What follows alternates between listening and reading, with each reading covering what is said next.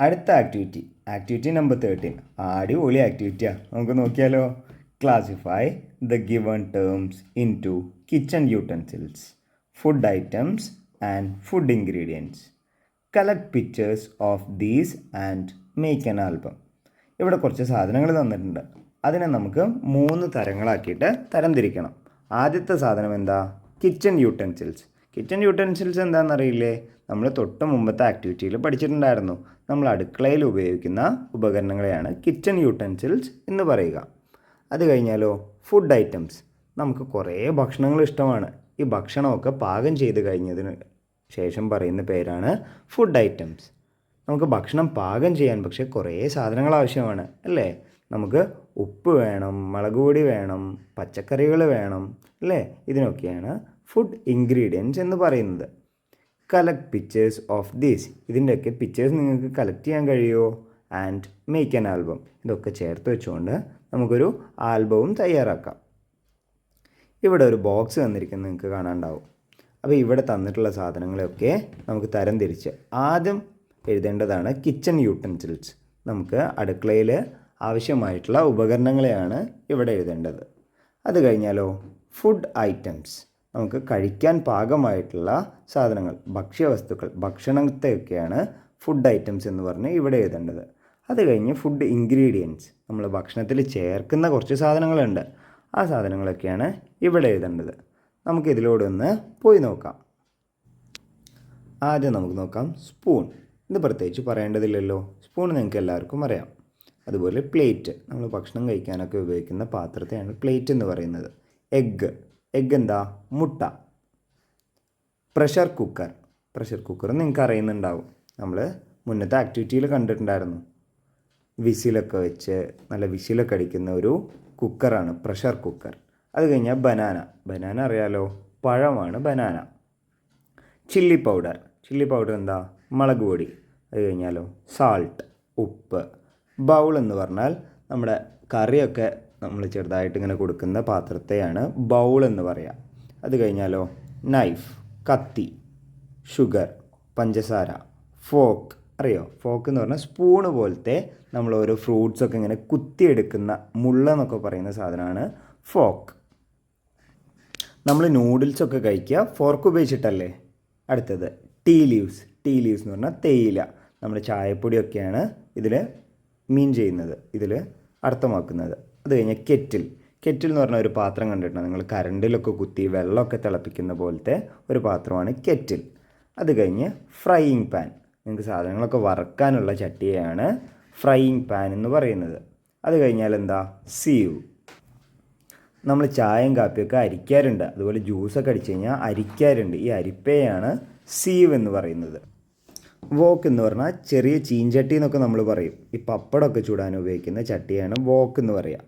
അടുത്തത് കൊരിയാണ്ടർ പൗഡർ എന്ന് പറഞ്ഞാൽ മല്ലിപ്പൊടി. അത് കഴിഞ്ഞാൽ മിൻറ്റ് ലീവ്സ് എന്ന് പറഞ്ഞാൽ പുതിനേൻ്റെ ഇല. റോളിംഗ് പിൻ എന്താണെന്നറിയോ? നമ്മൾ ചപ്പാത്തിയൊക്കെ പരത്തുന്നത് കണ്ടിട്ടില്ലേ? ആ ഒരു കോലിനാണ് റോളിംഗ് പിൻ എന്ന് പറയുക. അത് കഴിഞ്ഞ് സ്പെറ്റുല എന്ന് പറഞ്ഞാൽ ചട്ടുകമാണ്. നമ്മുടെ ദോശയൊക്കെ മറിച്ചിടാൻ നമ്മൾ ഉപയോഗിക്കുന്ന ചട്ടുകത്തെയാണ് സ്പെറ്റുല എന്ന് പറയുക. അത് കഴിഞ്ഞ് എന്താ? ഗ്രേറ്റർ എന്ന് പറഞ്ഞാൽ നമ്മൾ ഈ പച്ചക്കറികളൊക്കെ ഇങ്ങനെ അരിയുന്നത് കണ്ടിട്ടുണ്ടോ? ഈ ഒരു മെഷീനിൽ ഒരു ബോർഡ് പോലെ ഒരു സാധനത്തിൽ വെച്ചിട്ട് ഇങ്ങനെ നമ്മൾ അങ്ങോട്ടും ഇങ്ങോട്ടും ആക്കി അതിങ്ങനെ പൊടിഞ്ഞു പോകുന്ന ആ സാധനത്തെയാണ് ഗ്രേറ്റർ എന്ന് പറയുക.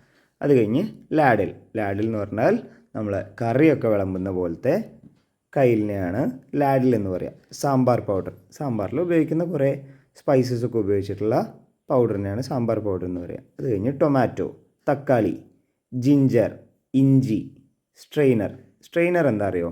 നമ്മൾ ചോറ് വെച്ചിട്ട് അത് ഊറ്റുന്നത് കണ്ടിട്ടുണ്ടോ? കഞ്ഞിവെള്ളമൊക്കെ ഇങ്ങനെ പോകുന്നത് കണ്ടിട്ടുണ്ടോ?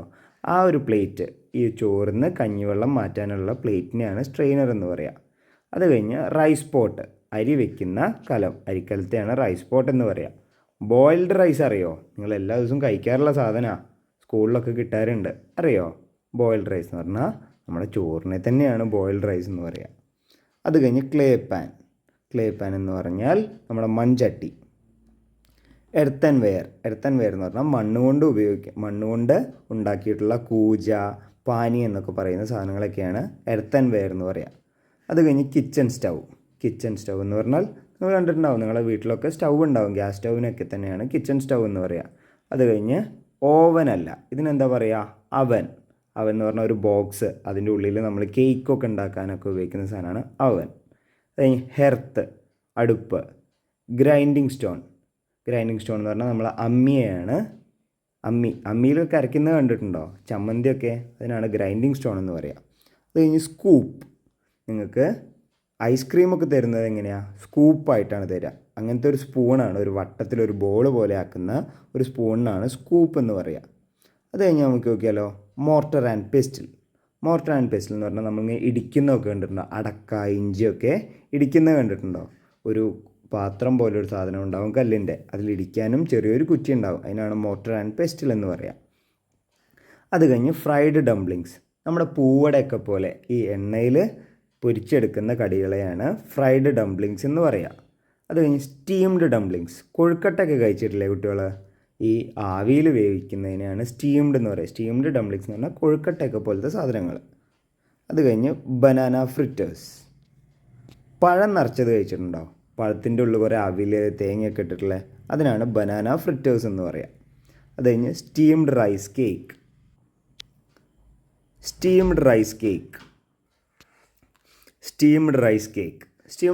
എന്ന് പറഞ്ഞാൽ, സ്റ്റീംഡ് എന്ന് പറഞ്ഞാൽ നമുക്ക് മനസ്സിലാവും എന്താണ്, ആവിയിൽ വേവിച്ചത്. റൈസ് എന്ന് പറഞ്ഞാൽ അരി, കേക്ക് എന്ന് പറഞ്ഞാൽ നിങ്ങൾ ഉദ്ദേശിക്കുന്ന കേക്കല്ല, ഇത് പുട്ടാണ്. ഗീ റൈസ് എല്ലാവരും കഴിച്ചിട്ടില്ലേ, നെയ്ച്ചോറൊക്കെയാണ് ഗീ റൈസ്. റൈസ് സൂപ്പ്, ഇതൊരു അടിപൊളി സാധനമാണ്, നിങ്ങൾ ചിലപ്പോൾ കണ്ടിട്ടും കഴിച്ചിട്ടൊക്കെ ഉണ്ടാവും, ഉറപ്പായിട്ടും കഴിച്ചിട്ടുണ്ടാവും. ഇതെന്താ സാധനം എന്നറിയോ, നമ്മുടെ കഞ്ഞിക്കാണ് റൈസ് സൂപ്പ് എന്ന് പറയുക. സാർഡൻ ഫ്രൈ എന്നൊക്കെ പറയുമ്പോൾ നമ്മൾ വിചാരിക്കുക എന്തോ വലിയ സാധനമാണ്, പക്ഷെ സാർഡൻ ഫ്രൈ എന്ന് പറഞ്ഞാൽ നമ്മുടെ മത്തിയാണ് സാർഡൻ ഫ്രൈ എന്ന് പറയുന്നത്. ലെൻറ്റിൽ ഫ്രിറ്റേഴ്സ്, അറിയോ എന്താണ്, നമ്മുടെ പരിപ്പ് വട. അത് കഴിഞ്ഞ് സ്ട്രിങ് ഹോപ്പേഴ്സ്, എന്ത് പേരല്ലേ, ഇതൊക്കെ നമ്മുടെ നൂൽപുട്ടിനൊക്കെയാണ് സ്ട്രിങ് ഹോപ്പേഴ്സ് എന്ന് പറയുക. കുക്ക്ഡ് റൈസ്, അത് കഴിഞ്ഞ് കുക്ക്ഡ് റൈസ് എന്ന് പറഞ്ഞാൽ വെച്ച ചോറ്, അത്രയേ ഉള്ളൂ. നമ്മളിപ്പോൾ കുറേ സാധനങ്ങൾ പറഞ്ഞിട്ടുണ്ട്, എല്ലാവർക്കും മനസ്സിലായിട്ടുണ്ടാവും എന്ന് വിചാരിക്കണം. അതിലെ നമുക്ക് തരംതിരിക്കണം, 3 ആക്കിയിട്ടാണ് തരംതിരിക്കേണ്ടത്. കിച്ചൺ യൂട്ടൻസിൽസ്, അടുക്കളയിൽ ഉപയോഗിക്കുന്ന ഉപകരണങ്ങൾ. അത് കഴിഞ്ഞ് ഫുഡ് ഐറ്റംസ്, ഭക്ഷണത്തെയാണ് ഫുഡ് ഐറ്റംസ് എന്ന് പറയുക. ഫുഡ് ഇൻഗ്രീഡിയൻസ് എന്ന് പറഞ്ഞാൽ ഭക്ഷണത്തിന് ആവശ്യമായിട്ടുള്ള സാധനങ്ങൾ. ഇങ്ങനെയാണ് നമുക്ക് തരംതിരിക്കേണ്ടത്. നമ്മൾ മുകളിൽ കുറേ കിച്ചൺ യൂട്ടൻസിൽസും ഫുഡ് ഇൻഗ്രീഡിയൻസും അതുപോലെ ഫുഡ് ഐറ്റംസും വായിച്ചിട്ടുണ്ട്. ഇതിനൊക്കെ നമുക്ക് ടേബിളിലേക്ക് ക്ലാസിഫൈ ചെയ്യാം, തരംതിരിക്കാം. ഫുഡ് ഐറ്റംസും അവയുടെ ചിത്രങ്ങളിലേക്കും ഒന്ന് കടന്നു പോകാം.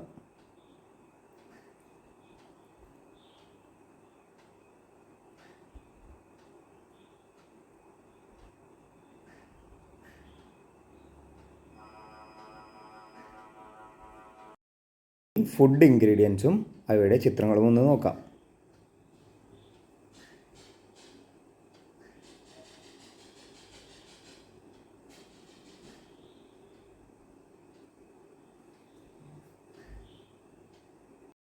നമുക്ക് കിച്ചൺ യൂട്ടൻസിൽസും അവയുടെ ചിത്രങ്ങളും ഒന്ന് നോക്കാം.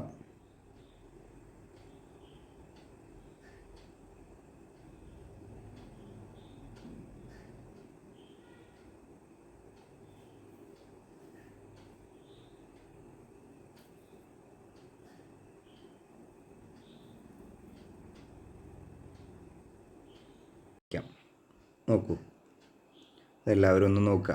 നമ്മൾ നേരത്തെ ഇവിടെ ബോയിൽഡ് റൈസ് എന്ന് പറഞ്ഞിട്ടുണ്ടായിരുന്നു, അത് അരിയാണ് കേട്ടോ.